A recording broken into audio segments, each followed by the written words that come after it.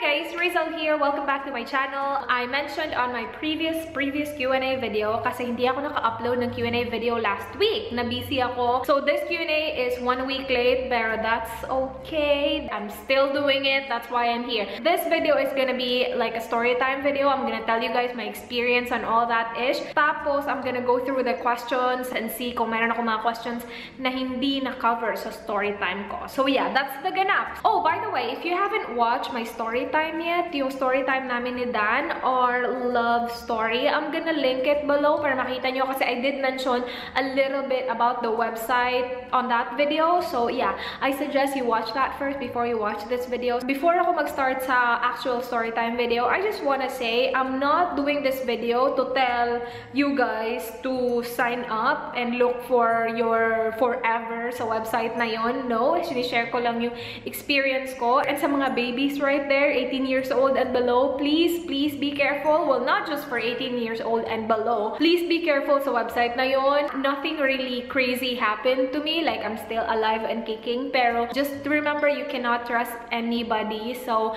wag kayong padalos-dalos. And yeah, just be careful. Now, on to the story time video. Nag-sign up ako sa Filipino Cupid. Sobrang tagal na. Hindi ko na maalala yung mga specific dates. Pero I think it was 5 years ago. Nag-sign up ako kasi parang kaka-break lang ata namin nung pangalawang boyfriend ko. And hindi naman ako as in sobrang broken-hearted. Pero nasa stage ako noon na parang hindi na ako bata. Parang anong gagawin ko. Online yung trabaho ko, hindi ako lumalabas. So parang naisip ko, paano ako magkaka-boyfriend kung nandito lang ako sa bahay. Nag-search lang ako online, Filipino dating website. Tapos yun, lumabas yung Filipino Cupid. Merong nagtanong nito kung nag-sign up ba ako doon because gusto ko ng foreigner na boyfriend. No. Nag-sign up ako doon kasi yun yung nag-pop up first nung sinearch ko yon, Filipino dating website. Nung nag-sign up na ako doon, nakita ko talaga na puro foreigner. Though merong mga Pilipino, hindi sila nakatira sa Pilipinas, nakatira sila sa ibang bansa. I was like, why not?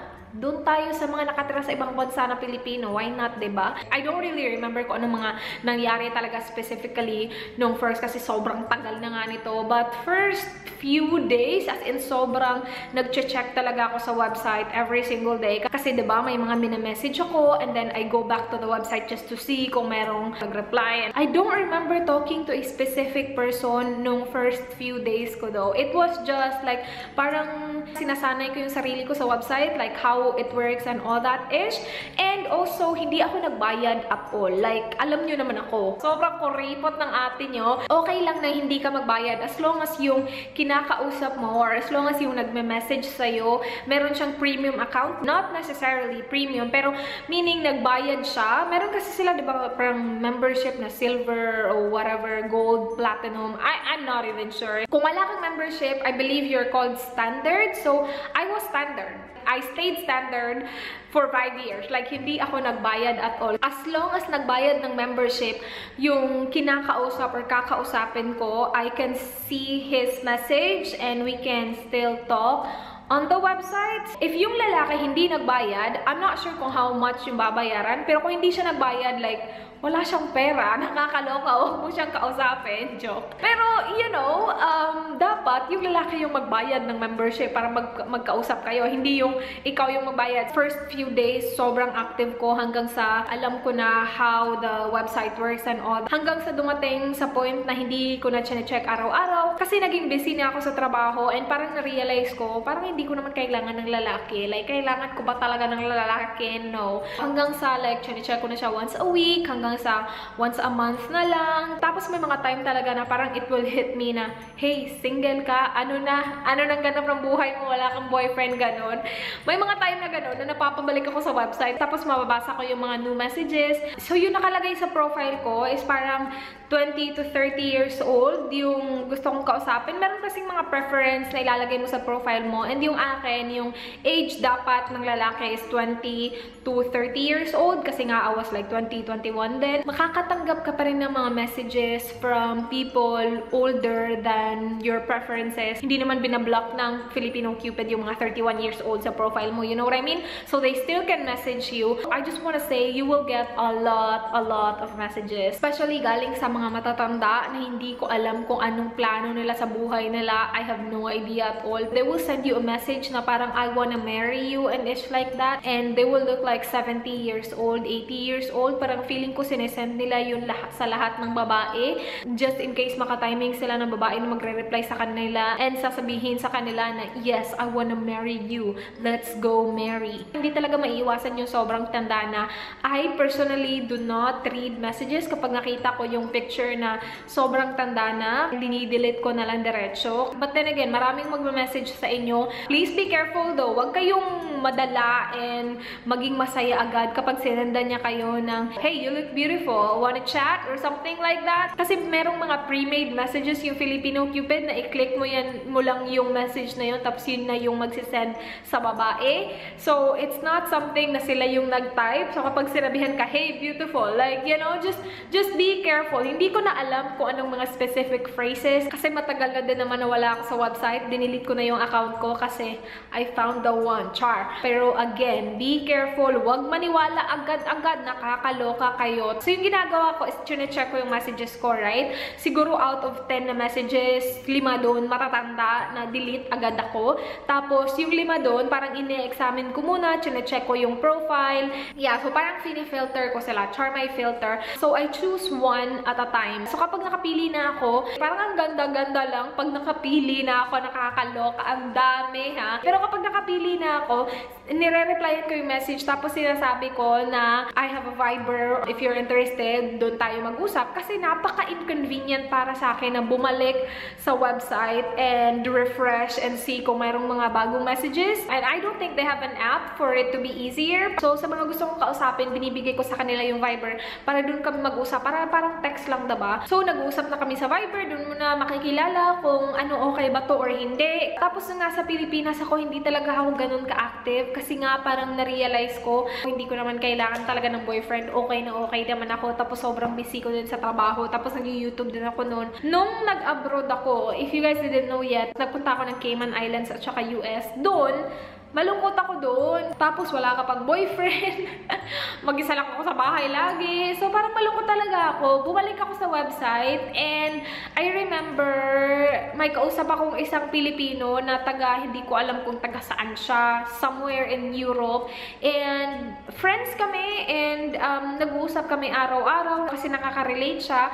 Though, doon talaga siya nakatira kasi nag-migrate siya or something like that. Ako, nagtatrabaho lang ako sa Cayman. So, nasa Cayman ako, nag-uusap kami lagi. Ako kasi yung tao na parang ang bilis ko magsawa. Kapag feeling ko na parang sobrang inaangkin na niya ako, na hindi pa nga kami inaangkin na ako, parang hindi ko na kayo nakausap, meron din akong problema eh. Kaya nga siguro ang tagal kong naging single. Kapag sinabihan ako na ang ganda-ganda mo, whatever, gustong-gusto kita, tapos 1 week pa lang tayo magkausap, hindi ako naniniwala agad-agad. Parang para sa akin, binubola mo lang ako. Yan yung iniisip ko lagi. Kapag agad-agad sinabihan ka, ang ganda-ganda mo, gusto kita pakasalan, parang, talaga lang, ha? So, yun, nag-abroad ako, meron ako mga nakausap doon, pero hindi talaga nagtatagal yung mga kinakausap ko online, you guys. Nawala na ako ng pag-asa sa website, hindi na ako naghanap ng magiging boyfriend talaga sa website. Parang gusto ko lang may makausap kasi nga malungkot ako na nasa abroad ako, pero hindi na ako naghahanap ng boyfriend. Tapos, umuwi ako ng Pilipinas, tapos I was lost again kasi hindi ko alam kung babalik ako abroad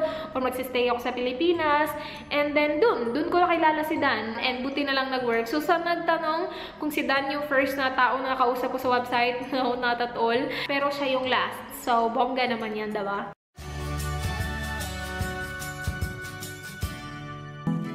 So, from Joyce Parinias, is that the only dating site you went to or may iba pa? Ito lang yung dating website na ginamit ko. I'm pretty sure meron akong chinek na dating website before Filipino Cupid, tapos hindi ko nagustuhan. So, Filipino Cupid yung as in nag-stay talaga ako. How did you make sure na yung kausap nyo hindi killer? Yung advice ko lang, sobrang kilalanin mo muna yung tao before ka makipagkita. Again, huwag kang makipagkita sa isang tao na nakausap mo lang 1 week lang. And do your research. I-search mo yung pangalan niya sa Google. Kasi, diba, si Dan, wala siyang social media at all. Pero nung sinerge ko yung pangalan niya sa Google, lumabas yung pangalan niya at yung trabaho niya. And yun yung company na sinabi niya sa akin na doon daw siya nagtatrabaho. So, alam ko na legit siya. Alam ko na totoo siyang tao. Pero, I suggest, do your research. Kasi marami talagang tao doon na nagkukunwari lang. Hindi naman pala talaga nila pangalan yun. Huwag kayong makipagkita sa tao na meron kayong doubt na kahit na konti. From Isabel Pang, I have a friend na nagka-jowa ng foreigner, Canadian. When the guy visited here last year, February 2015, pinakilala niya kaming magbabarkada sa kanyang boyfriend. Fast forward, last March this year, nagkahiwalay si Kim at yung Canadian boyfriend niya.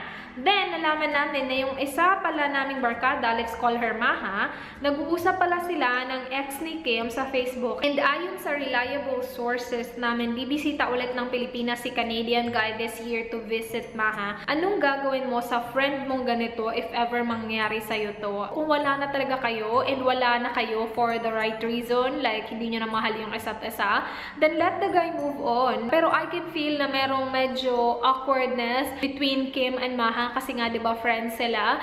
Hindi ko alam kung anong gagawin ko kay Maha. Nakakaloka tong si Maha at saka si Kim. My gosh, ngayon ko lang na-realize, Kim at saka si Maha. My gosh, akala ko totoong pangalan talaga to ng friends mo. Depende siguro sa closeness yung dalawa, kung sobrang close kayo tapos ginawa sa'yo to ni Maha. Para sa akin, hihingi ako ng explanation. Like, Maha, please explain anong nangyari. Pero Kim, isipin mo lang, in the near future, darating si Sian. So, hayaan mo na yung Canadian guy na yun. Meron darating na mas okay. So, just move on with your life and show Maha and the Canadian guy na okay ka. Huwag kang pa-apekto, Kim. Go lang ng go. From Miss Bunny Quits, anong ginagawa mo if mayroong foreigner na persistent na nagme-message sa'yo pero hindi mo siya type? Re-replyan mo ba or dead ma lang?